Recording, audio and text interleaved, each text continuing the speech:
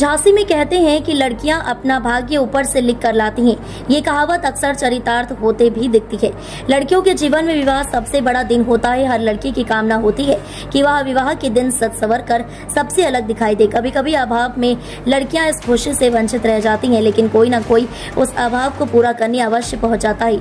रक्षा के ग्राम कोटखेरा निवासी आरती, जिनके पिता खुशीराम खेती बाड़ी कर अपने परिवार का पालन पोषण करते हैं, संघर्ष सेवा समिति के सदस्य के माध्यम से जोकनबाग स्थित कार्यालय पहुंची, जहां उन्होंने अपनी शादी के संबंध में समिति के संस्थापक डॉक्टर संदीप से वार्तालाप की। डॉक्टर संदीप ने उन्हें विवाह के दिन जनपद के प्रतिष्ठित कलर्स ब्यूटी पार्लर से तैयार कराने का आश्वासन दिया। विवाह के दिन आरती सज संवर कर संघर्ष सेवा समिति कार्यालय पहुंची, जहां डॉक्टर संदीप और अन्य सदस्यों द्वारा आरती के पैर पखारे गए। साथ ही उपहार के रूप में trolley bag, kitchen set, sari व अन्य उपहार भी भेंट किए गए। संघर्ष सेवा समिति में मिले मान सम्मान से आरती व उसके परिजनों की खुशी का ठिकाना न रहा। सभी लोग डॉक्टर संदीप एवं समिति के सदस्यों की सराहना करते नजर आए। भावुक मन से आरती ने कहा, संदीप भैया अच्छे व्यक्तित्व के धनी हैं। बहुत ही कम लोग हैं जो लोगों की सहायता को आगे आते हैं। आज के समय में जहां परिवार में ही आपसी कलह मचा रहता है, तो वहीं डॉक्टर संदीप जैसे परोपकारी लोगों का मिलना आसान बात नहीं है। यहाँ आकर मुझे बहुत सुखद अनुभव प्राप्त हुआ। मैं संघर्ष सेवा समिति के सभी सदस्यों और संदीप भैया का हृदय से आभार व्यक्त करती हूँ। भाई साहब, प्रेरणा क्या है? सत्य तो ये है कि हमने अपना जीवन जो है वो समर्पित कर दिया देश के लिए, और जब तक जिंदा है तब तक यही करते रहेंगे जिस तरह से हमें खुशी मिलती है। और जब हमने इसके पैर पखारे तो यकीन मानना ऐसा लगा कि जगदम्बा के पैर पखार रहे हैं हम।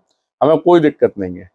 आप हमारी बेटी के रूप में आज संघर्ष सेवा समिति में आरती राजपूत, पिता का नाम खुशीराम राजपूत, और आप कोटखेरा की हमारी बिटिया है, जो आज झांसी में संघर्ष सेवा समिति की देरी पे हमारे पास आई हुई है। और आज हम संघर्ष सेवा समिति के लोग, सारे लोग मिलके इसके खुशहाल जीवन के लिए हम लोग यहाँ से ऐसे विदा कर रहे हैं, जिसमें हमारी संघर्ष सेवा समिति की टीम, हमारे SM टावर में ऑफिस है, वहाँ के हमारे गुरुदेव वगैरह सारे लोग यहाँ पे हैं। और इस पुण्य काम को करने के लिए सोचना नहीं पड़ता भाई साहब। सत्यता ये है कि हर शहर में अगर मात्र 10 समाज सेवी हो जाएं तो 50,000 1 लाख आदमी पे एक समाज सेवी पूरी इस व्यवस्था को संभाल सकता है। हम लोग असल में जिंदगी में जीते स्वार्थ के लिए हैं, लेकिन अगर यह स्वार्थ छोड़कर किसी भी बेटी को अपना लो, किसी भी बेटी को बेटी बना लो, किसी परिवार को अपना बना लो, किसी बुजुर्ग को पिता और किसी बुजुर्ग को माता बना लो, उस परिवार के सदस्य बन जाओ, तो यकीन मानना दोस्त, ऐसा लगेगा कि वास्तविकता में भगवान का सबसे बड़ा आशीर्वाद आपके ऊपर है।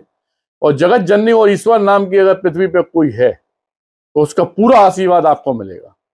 हम लोग चूंकि बहुत पुण्य किए हैं जो सनातन धर्म में जन्म लिए, और सनातन धर्म में बहन और भांजी को और बेटी को हम लोग अपने पैर धोकर विदा करते हैं। इसी परंपरा के साथ हम इस बेटी को अपनी यहाँ से विदा कर रहे हैं और बहुत सारी शुभकामनाएं दे रहे हैं। इस बेटा की जिंदगी में भविष्य में अगर कभी भी कोई भी संकट आया तो इस बात का वचन दे रहे हैं यहाँ पे कि हम और संघर्ष सेवा समिति की पूरी टीम, जब तक हम इस जिंदगी में इस पृथ्वी पे जिंदा है तब तक इस बेटी के काम में आएंगे। धन्यवाद करना चाहिए। आपकी संघर्ष सेवा समिति कार्यालय आकर कैसा अनुभव रहा और कहाँ से जानकारी मिली है? मुझे रक्षा के अंकल जी के द्वारा पता चला। यहाँ पे आप आई, कैसा लगा? मुझे बहुत अच्छा लगा। डॉक्टर संदीप सरावगी के बारे में क्या कहना चाहिए?